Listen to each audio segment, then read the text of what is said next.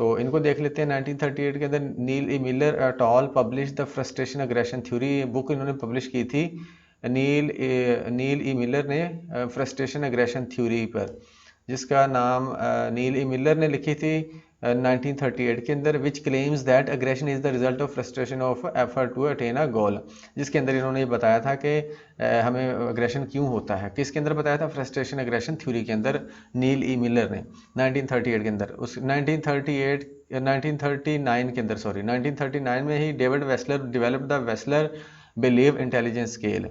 1939 के अंदर ही डेविड वेसलर ने डेवलप किया था स्केल जिसका नाम था वेसलर बिलीव इंटेलिजेंस स्केल, यानी कि डेविड वेसलर ने इंटेलिजेंस पर भी काम किया था 1939 के अंदर।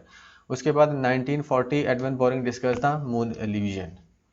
1941 Erich Fromm published Escape from Freedom, ये बुक इन्होंने पब्लिश की थी Escape from Freedom founding political psychology, जो कि बेस बनी थी किसकी? पॉलिटिकल साइकोलॉजी की। यहीं से इसकी फाउंडेशन बनी थी किसकी? पॉलिटिकल साइकोलॉजी की 1941 में। 1941 के अंदर B F. Skinner and William Cage as introduce the conditioned emotional response and conditioned fear response. 1941 के अंदर 1941 के अंदर ही बी.एफ. स्किनर और विलियम केज ने इंट्रोड्यूस करवाया था किसको? कंडीशनड इमोशनल रिस्पॉन्स को और कंडीशनड फियर रिस्पॉन्स को। ये याद रखिएगा, ये एक्स्ट्रा आपको इन्फॉर्मेशन दी है साथ। Paradigm via electric shocks given to rats, और ये किसके नतीजे में उन्होंने इसको इंट्रोड्यूस कराया था या पता चला था? वो इन्होंने रैट्स पर एक्सपेरिमेंट किए थे, इलेक्ट्रिक शॉक्स दिए थे। ठीक है, तो इन्होंने क्या इंट्रोड्यूस कराया? कंडीशनड इमोशनल रिस्पॉन्स और कंडीशनड फियर रिस्पॉन्स। देख लेते हैं जी 1942 के अंदर Carl Roger published counselling and psychotherapy.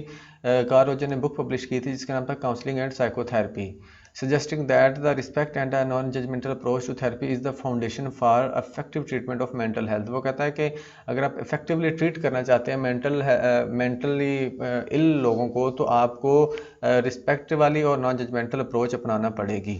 इन्होंने बुक में बोला था काउंसलिंग एंड साइकोथेरेपी, जो इन्होंने लिखी थी 1942 के अंदर। 1943 के अंदर Clark Hull publish principles of behaviour establishing animal based learning and conditioning as the dominant learning theory. इन्होंने एनिमल बेस्ड कंडीशनिंग पर ये वाली चीज़ अपनी बताई थी, जिसके अंदर बुक लिखी थी जिसके अंदर इन्होंने क्या बताया था?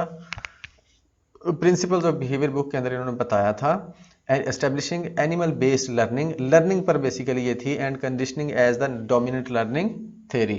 1943 के अंदर Leo Kanner published autistic disturbances of effective contact, ये बुक पब्लिश की थी इन्होंने। किसने की थी? ये क्यों लिखा है हमने? क्योंकि यहाँ पर ल्यू कैनर होगा हमारे पास, ये देखें ल्यू कैनर एक्स्ट्रा है हमारे पास, तो मैंने कहा साथ इसको भी बता देते हैं।